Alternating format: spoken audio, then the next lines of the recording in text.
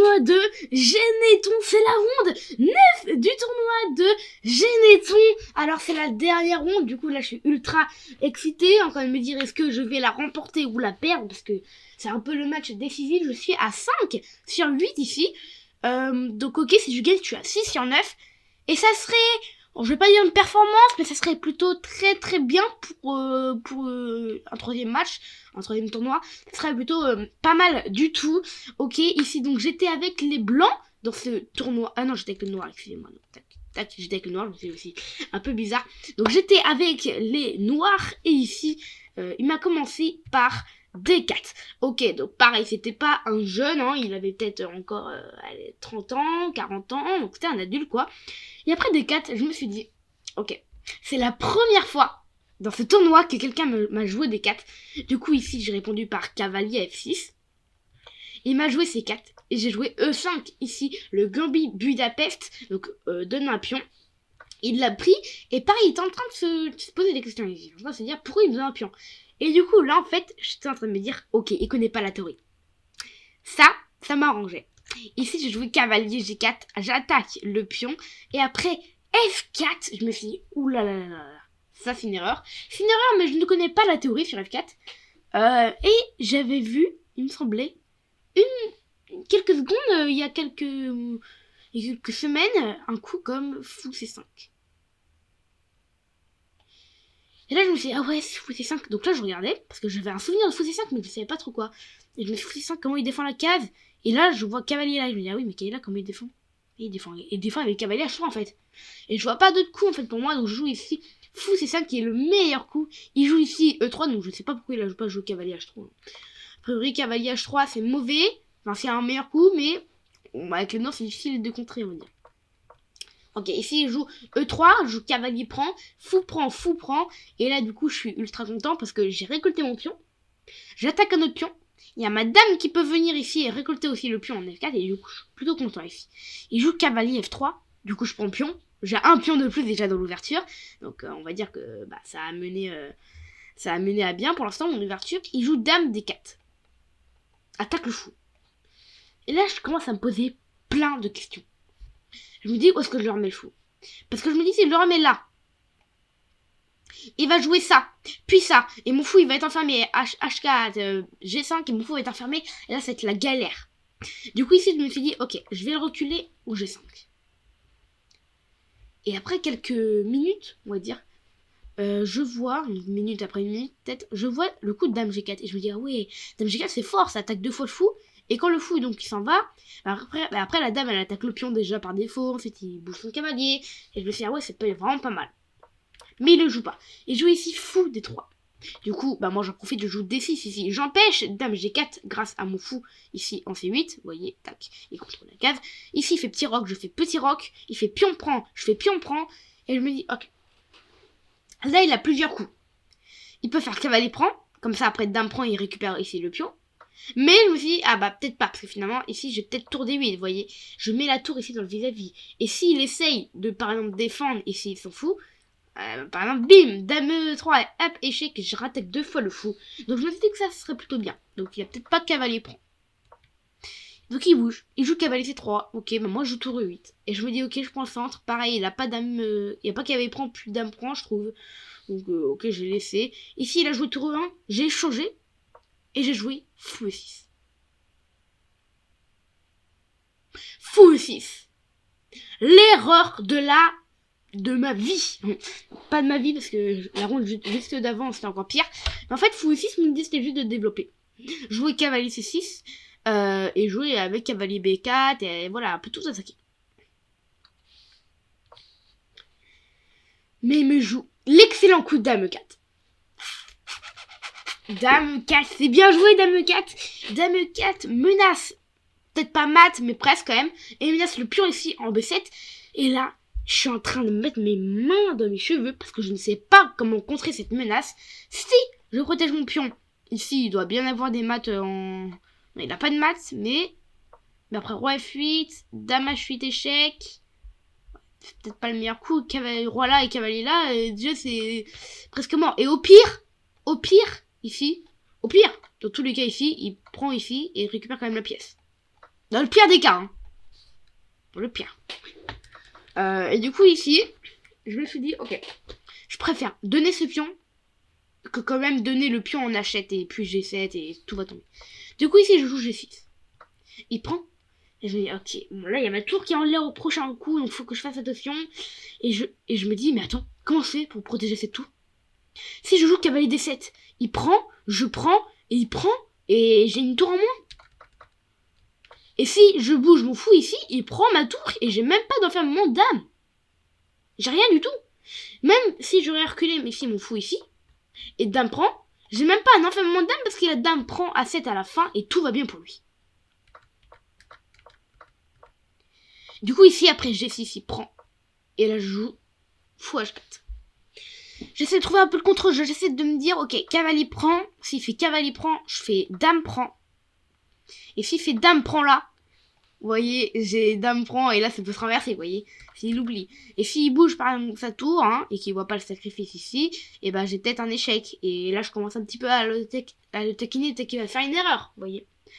Et j'espérais ça. Mais il a très bien joué, il a joué tout simplement tour F1.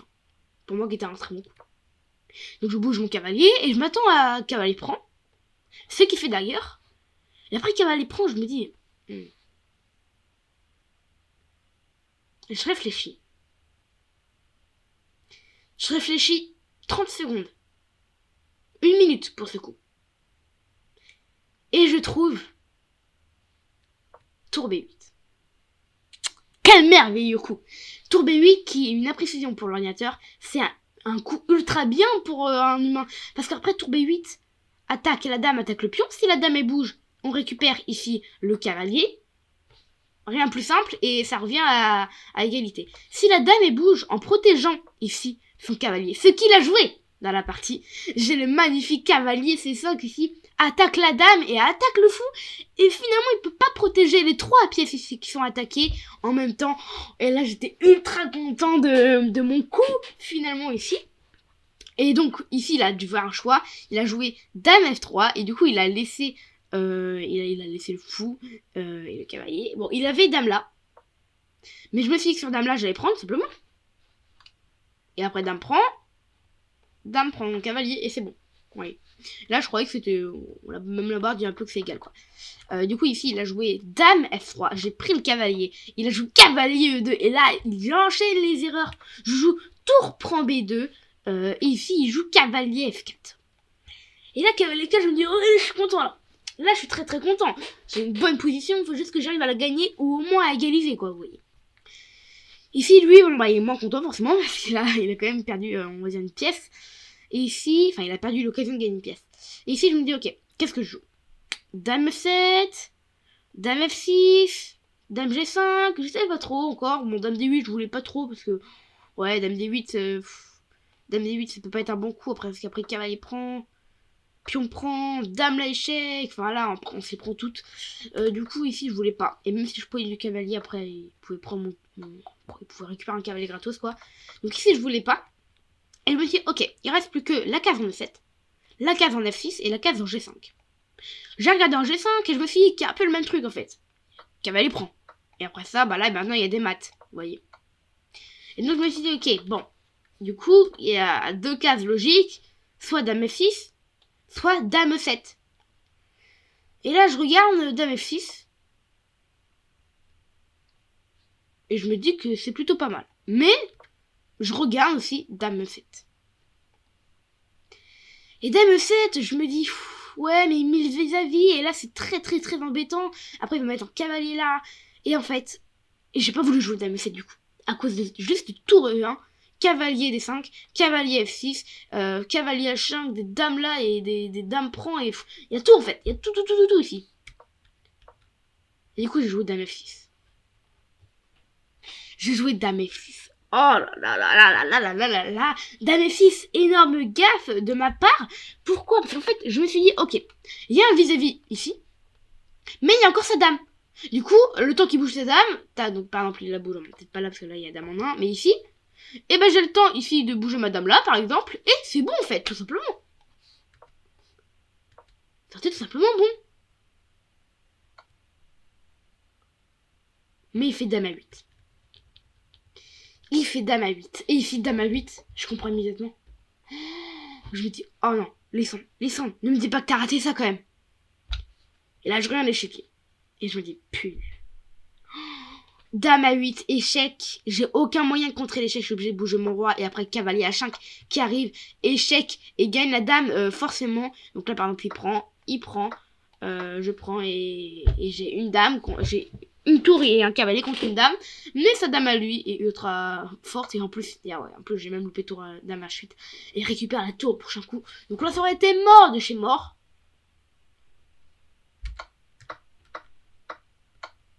C'est pourquoi j'ai voulu tester autre chose. Et je me suis dit, ok. Enfin, maintenant le tour B8 quand même, il va quand même voir qu'il y a une tour en 1. Du coup, je regarde autre chose et je me dis, mais non, mais fou C8, il y a un fou en 1, il va le voir. Et je me dis, mais non, mais dame D8, pareil, il va voir la dame en 1. Bon, j'ai pas trouvé. Et je joue au roi G7. Et là, comme vous pouvez le voir ici, ça va être la fin de la ronde 9 du tournoi de Généton. J'ai perdu parce qu'après cavalier à chaque...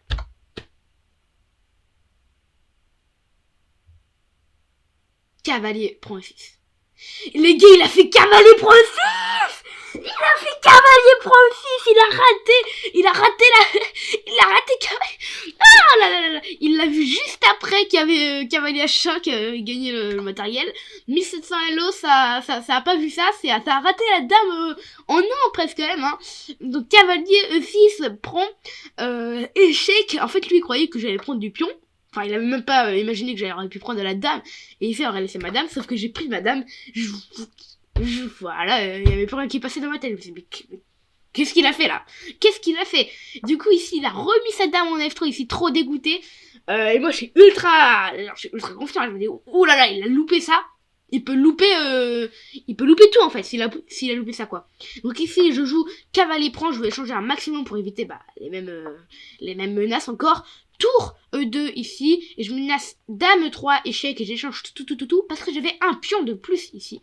Ok, il fait un échec, je joue roi H6, je voulais pas m'interposer parce qu'après, encore une fois, il y avait dame prend et c'était embêtant. Il fait dame prend, je joue dame prend, et il joue dame A3. En fait, je me suis dit que sur dame prend, j'allais faire dame prend, et après tour prend, et ça, je me suis dit que c'était gagnant. Je sais pas si c'est gagnant, mais... Non, c'est match nul, mais avec un pion plus, je me suis dit que c'était gagnant. Donc lui aussi, il s'est dit ça, dame à E3. Et moi, je me suis dit, ok, si je prends... C'est embêtant parce que je perds le pion ici en D6, qui est ultra important finalement pour moi. Le pion D6, c'est un pion passé. Du coup, ici, après dame à 3, j'ai voulu échanger. Et finalement, après tour C2, tour C1, je me suis dit, ah oui, mais le pion, je suis obligé de le laisser finalement. Parce que si je veux le protéger à tout prix, ça va servir à rien du tout parce que son pion, il va avancer. Ma tour va être obligée de revenir là, il va finalement gagner mon pion. En plus, peut-être même pousser son pion encore plus loin. Donc moi, je me suis dit, ok, je prends son pion directement, il prend, et je me suis dit, ok, là, on va peut-être réussir à la gagner. Ici, je pousse mes 3 pions, bim, roi G5, bim, je pousse mon pion en H5. Il joue ici, tour C4. Donc là, je me dis, ok, H4, donc très poli, il demande pas le match nul. Donc ça, je trouve ça très poli parce que en fait, quand on demande le match nul, souvent, c'est qu'on dit qu'il n'y a plus rien à faire. Alors que s'il n'y a plus rien à faire, ça va être match nul par défaut, donc il n'y a même pas besoin de le proposer. Donc là, il m'a pas proposé, ça veut dire qu'il sentait peut-être qu'il y avait une occasion pour mal gagner, ou pour lui hein, d'ailleurs. Ici, après, roi G1, j'ai fait tour E2, et là, je me suis dit, ok, un échec, je vais venir là. Et je vais essayer de gagner ici. Il nous restait 1 minute 30 chacun. Il joue ici roi F1. Je bouge ma tour en E4. Je me fais ok, échange, vas-y, échange. Donc s'il échangeait, forcément ça aurait été un mauvais coup. Du coup ici il l'a pas fait. Il a joué tour C5, tour C6. Et moi, tour A4 ici, je menace un peu de faire des échecs et de gagner ici mon pion le pion G2. Ok, je fais un échec, il s'en va ici, je refais un échec, il s'en va, et là je comprends plus en fait. Je me dis, mais comment est-ce que je fais pour gagner cette partie? 50 secondes il nous reste à chacun, et ici je joue un coup vite fait, tour G3, juste pour me remettre les idées en place, attaquer le pion ici en G2, et là il réfléchit longtemps. Il réfléchit peut-être 20 secondes, du coup, lui, il tombe sous les 30 secondes. Et moi, je reste vers les 50. Pendant peut-être 5 coups, vous voyez. Roi F2, B, on bouge. Tour D5. Ici, il bouge son roi. Et là, j'ai encore aucun plan, sauf maintenant. Là, j'ai un plan. Et là, je me dis, ok, mon plan. Donc je l'ai eu à partir de là, mon plan. Non, je l'ai eu à partir de là, quand même. Mon plan, c'est de faire passer... mon plan, c'est de faire pousser le pion. Mais j'ai vu 2 erreurs. La première, c'est qu'il y a mon roi qui bouge, qui empêche le pion de pousser. Et la deuxième, c'est que même si mon roi se met en H5 et que je pousse, il y a la tour qui va pouvoir venir. Du coup, mon idée, c'est de venir là. Puis, en descendre pour éviter que la tour vienne. Puis, je bouge mon roi. Puis, je pousse ici. Je pousse sur échec. Et là, je me suis dit, ok, on pousse. Donc, normalement, ça devrait être bon. Hop, on repousse sur échec. Prise. Il bouge son roi. Et je me dis, ok, je vais remettre ma tour tout au fond. Et ça, je me suis dit que c'était plutôt bien. Parce qu'en fait, je menace tour à 2. Et le pion, il est indéfendable. Sauf qu'il trouve le coup de tour C8. Tour C8, c'est ultra méga bien joué. Donc, en fait, il va venir en bas. Et là, ça va faire mal, en fait, quand il va venir en bas. Parce que ça va taper sur les pions. Et si mon roi, il bouge, pareil, il va faire pareil. Et finalement, mon roi, il pourra jamais venir en H6 ou en G6. Parce que sinon, je perds un des pions en G4 ou en H4. Mais ici, je me suis dit, ok.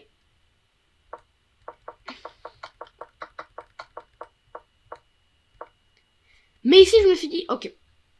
Bon, si le problème est que je perds un pion, et moi aussi, je vais lui en enlever. Et du coup, ici, je joue tour à 2. Je me fiche un petit peu de son tour H8, parce que même si je veux perdre le pion ici en H4, je vais récupérer le pion en G2.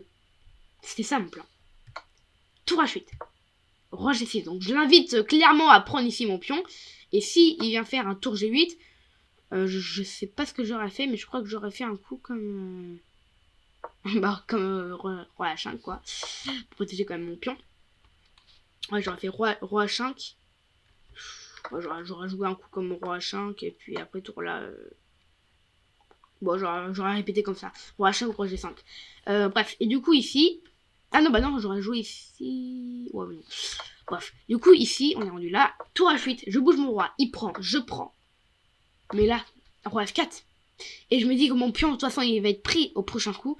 Et je me dis, oh là là, ouais, je peux pas le sauver ici. Plus que 20 secondes pour lui. Vu que ça rajoute 3 secondes, on a joué plutôt vite et ça a rajouté du temps. Moi, 30 secondes, moi, 35 peut-être.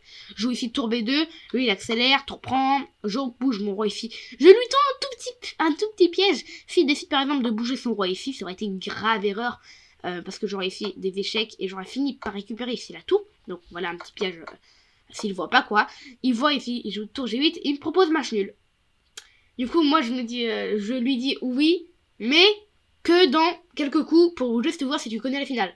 Parce que je savais pas, je voulais pas lui manquer de respect, mais au cas où s'il connaissait pas la finale, s'il savait pas comment faire match nul avec une tour contre une tour, et qu'il connaissait pas les plans, pour moi, ça aurait été avantageux. Mais, parce qu'avec le cavalier H5 qu'il a loupé, je me suis dit, il n'y a rien qui est sûr. Donc j'ai fait un échec, il a bougé, je suis allée là, il a bougé... Et là, je me suis dit, ok, ça va se répéter, échec, il va venir là.